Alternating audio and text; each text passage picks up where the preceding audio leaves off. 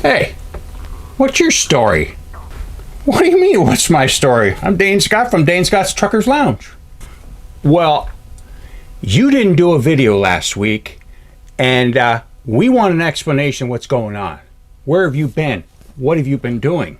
Well, I think maybe you better stick around town, and I'll tell you.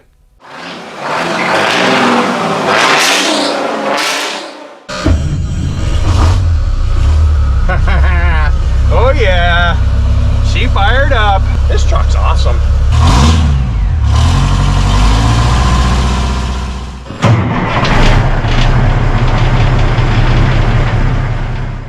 It's 3:59 time.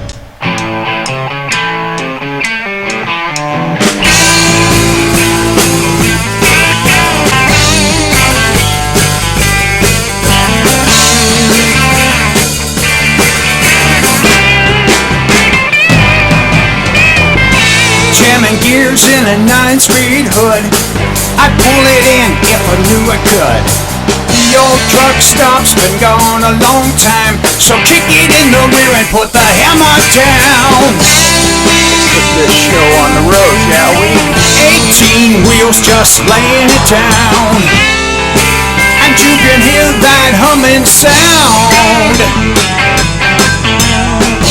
Pouring coal from a bright chrome stack, riding soft like a Cadillac. It's my life, it's my love, it's my heat I built. 359. I'm watching you guys. Welcome back to the channel. Dane Scott from Dane Scott's Truckers Lounge. So yeah, I didn't get a video out last week. I've been kind of busy. And here goes the excuses, okay?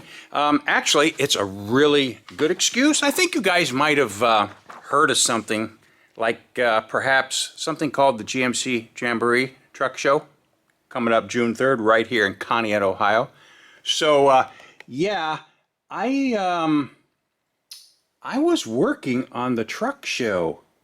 You know, it's kind of a lot of work, rounding up sponsors and making arrangements and everything, so I'm learning.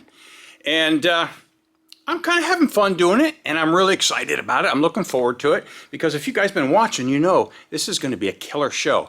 It's for GMC trucks 87 and older, and that includes pickup trucks or maybe some Suburbans or some variations. There was even like an El Camino version. GMC had their version of the El Camino, and I can't remember what it's called. I know there's one of those around. But anything, big trucks, pickup trucks, old trucks, 87 and older. But the best part is that any make can come. It's for any old school truck, 87 and older, because we love all old trucks here. So that's kind of what I was doing, and I was kind of tired, and I just said, you know what, I'm just not going to do one today. So here we are. So it's time to update you on the C90 back here, affectionately known as Sarge. So this is what I've been working on. As you guys know, I believe this is like part 5. We'll just get the overall shot, because perhaps you're a new viewer and you don't know about this. This is a 71 Chevrolet C90, which is the exact same truck as the GMC 9500. Same production line, everything, same truck. All they did was decide to put different emblems and grill and horn button on them when they came out. And I think perhaps Chevy may have offered just some different weight ratios.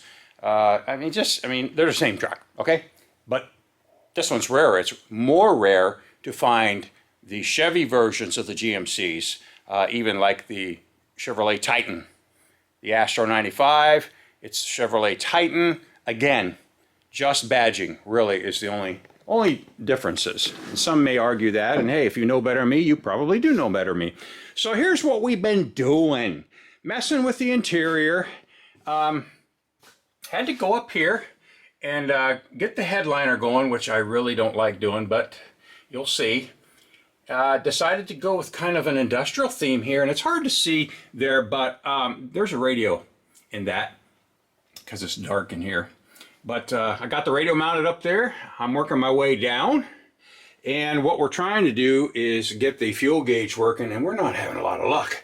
Got a brand spanking new sender unit, and we've made sure all the wiring's correct, and we're not having any luck. So we're still playing around with some electrical things, troubleshooting, and if not, I've got to find another one. So if you guys know of any of the big style gauges, I need a fuel gauge. So that's what we're doing, playing around in there.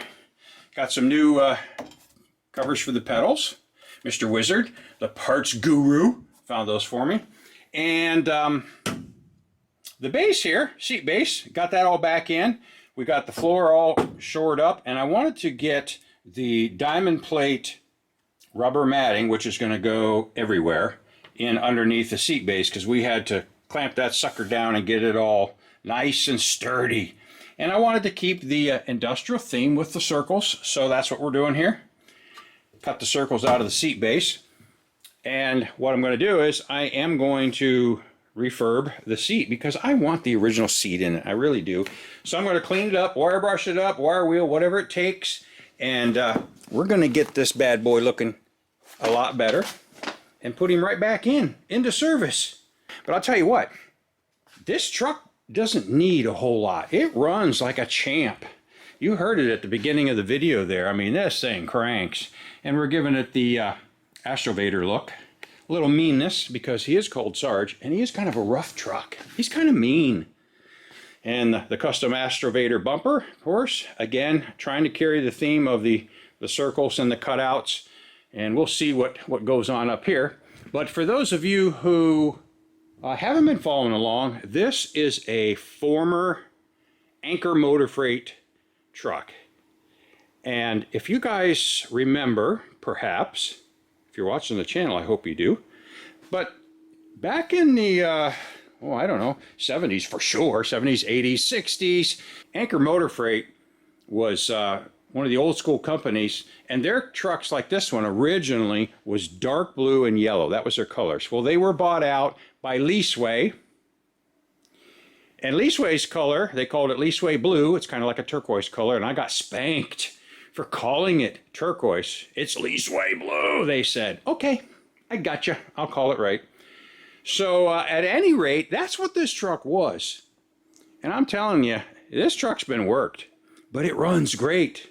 And she's a survivor. So we're just getting a lot of the cosmetics fixed. And you guys know, we finally did the final rendition of the stack. It had a weed burner on the bottom of it, muffler, which we don't go for that here at the Truckers Lounge. We must have a stack. It's manly, you know.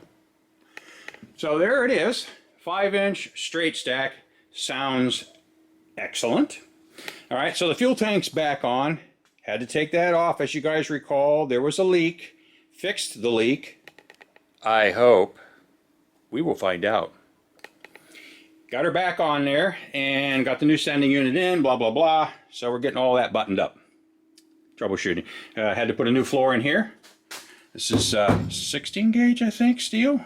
Yeah, pretty heavy duty 16 gauge steel.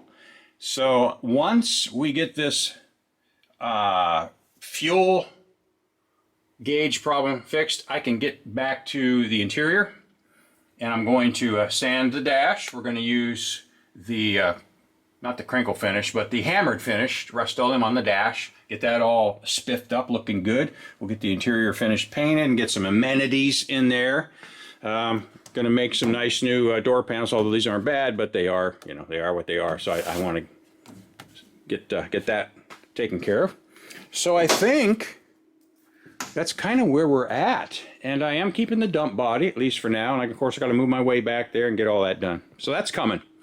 So that's kind of the wrap up. I've been working on that, and of course, the truck show.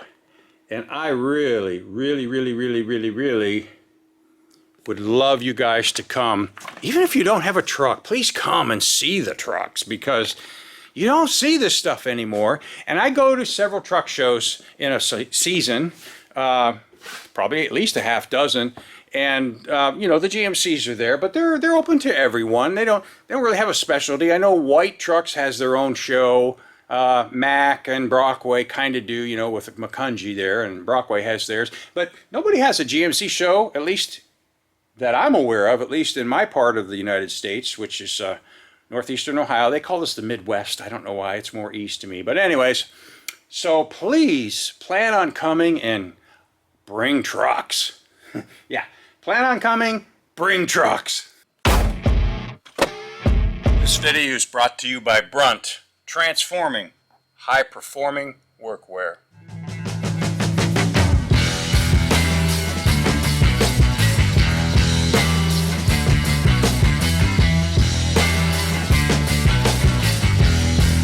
There ain't no flip-flops in this truck.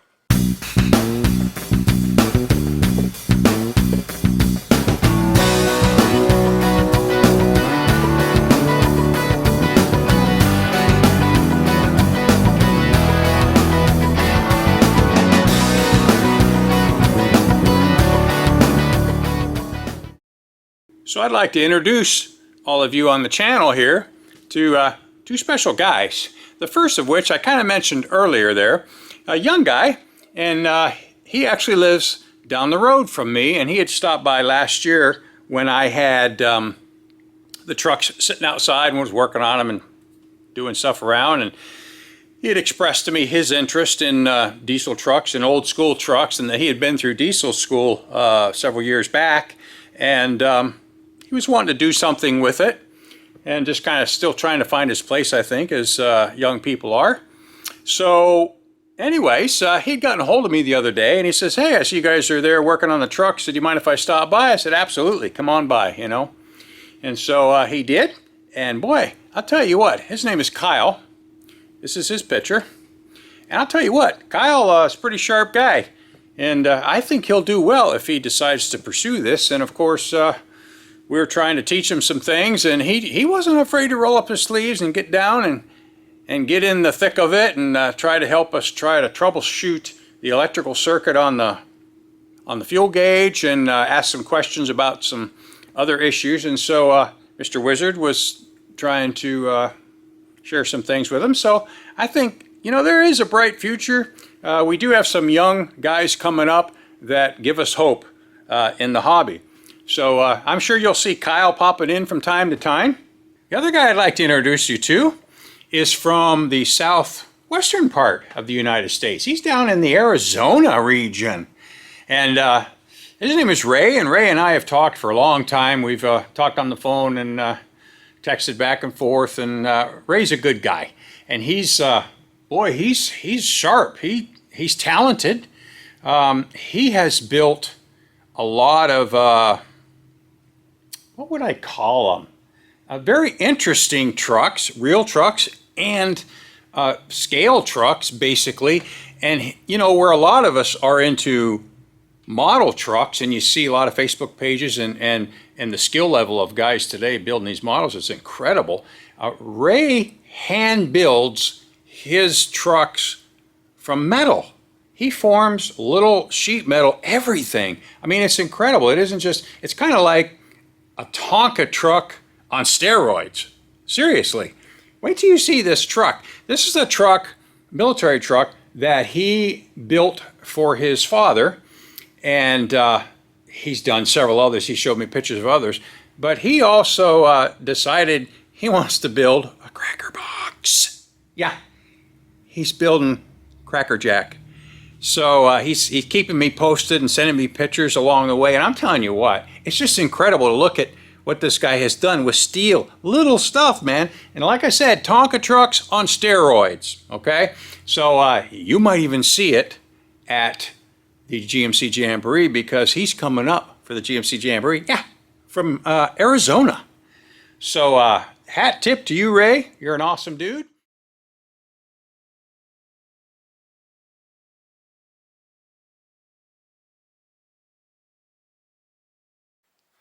Okay, so there's kind of a dropped material, rubber material you can see here around the inside perimeter of that, and I've taken out the buttons. They were there. I don't know why. They weren't holding anything. So what I've got to do, and I realize it's black, and you guys said, oh, it's dark, it's dark. This is the best I can do. I've got a bright light on here. I've got as much light as I can get. So anyways, there's that rubber material that's kind of sagging, and over there it's sagging. So what I have to do is I have to match the shape, which across the back, it seems to be straight on the sides, and then it rounds as it comes around here.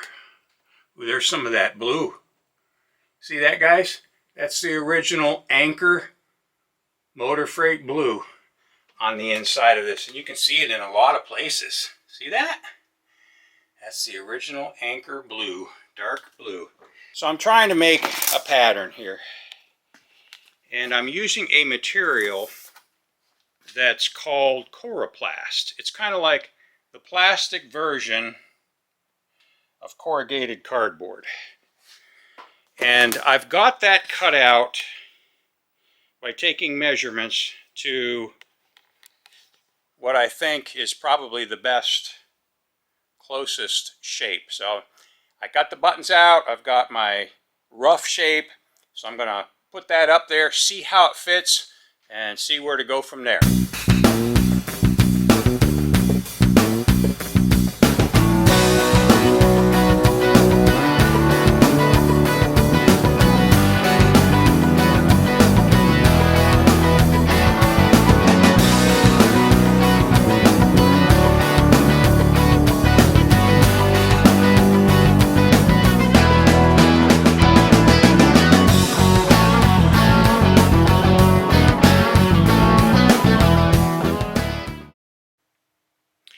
Okay, so in keeping with the aircraft theme, I like all the gussets and things like that you see inside an aircraft. So the base of the seat, which I told you I used the hammered paint, still wet, but I drilled 3 holes in the seat base to go along with the theme up top, and then I will also be running another piece, kind of a T piece, gusset piece, up there in the headliner. And we've got this all ready to go. I'll still prime that a little bit and paint that just to cover it, but to protect it. But got this all fiberglass last night and painted over. So what's going to happen here is, once this is all painted and buttoned up, I'm going to be putting my diamond plate. I'm going to be like a Clecco. I'm going to be walking you guys. So that's going to be a wrap for this week. Don't forget, get your reservations in at the Days Inn or at Evergreen Lake Park Campground right near the truck show site. They're offering a 10% discount to showgoers, so get your reservations in now for the show. And listen, keep that hammer down and save the sound.